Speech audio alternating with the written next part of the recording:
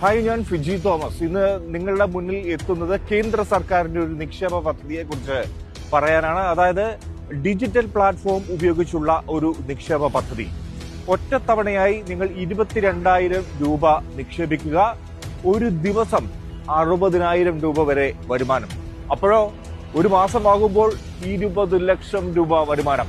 ഇത് കേന്ദ്ര സർക്കാരിന്റെ നിക്ഷേപ പദ്ധതി. ധനമന്ത്രി നിർമ്മല സീതാരാമൻ പ്രത്യേക താല്പര്യമെടുത്ത് നടപ്പാക്കുന്ന പദ്ധതി. നോക്കാം അതെങ്ങനെയെന്ന്.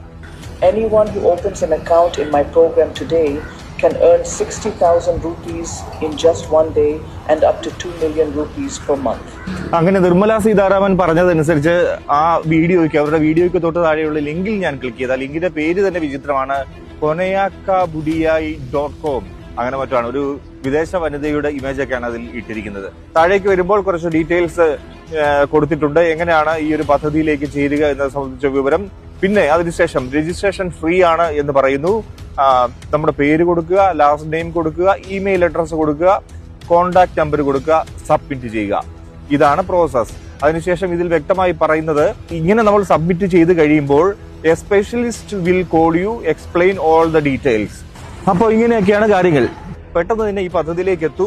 ഇതിന്റെ ലിങ്ക്, പദ്ധതിയിൽ ചേരാനുള്ള അതിന്റെ ലിങ്ക് ഈ വീഡിയോയുടെ അടിയിലുണ്ട് എന്ന്. ഇങ്ങനെയാണോ കേന്ദ്ര സർക്കാർ ഒരു പദ്ധതി പ്രഖ്യാപിക്കുക? പാർലമെന്റിൽ ഇത് സംബന്ധിച്ച് രാഹുൽ ഗാന്ധി പ്രതിപക്ഷം ശക്തമായി ആഞ്ഞടിക്കുന്നു. നിർമ്മല സീതാരാമൻ ഇക്കാര്യത്തിൽ അഴിമതി കാണിക്കുന്നു, ഇത് പണം തട്ടാനുള്ള വകുപ്പാണ് എന്നുള്ള രീതിയിൽ പറയുന്നു. Minister of finance, your behavior is unworthy of your high office. Your accusations are groundless, so stop talking nonsense. അതിന് മറുപടിയായി നിർമ്മല സീതാരാമൻ പറയുന്നു, ഇത് യഥാർത്ഥ പദ്ധതിയാണ്, ഇത് കേന്ദ്ര സർക്കാരിന്റെ അനൗൺസ്മെന്റ് ആണ് എന്നുള്ള രീതിയിൽ പറയുന്നു. മറ്റഴിമതികളൊന്നും ഇല്ല എന്ന് പറയുന്നു.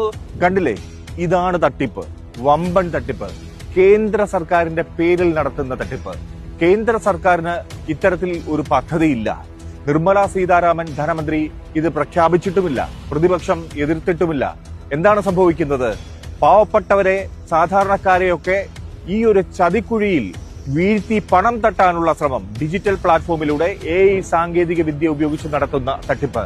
അതുകൊണ്ട് തന്നെ ഈ വീഡിയോ നിങ്ങളുടെ പ്രിയപ്പെട്ടവർക്ക് ഷെയർ ചെയ്തു കൊടുക്കുക, അല്ലെങ്കിൽ അവർ ഈ ചതിക്കുഴിയിൽ വീഴും, ഉറപ്പാണ്.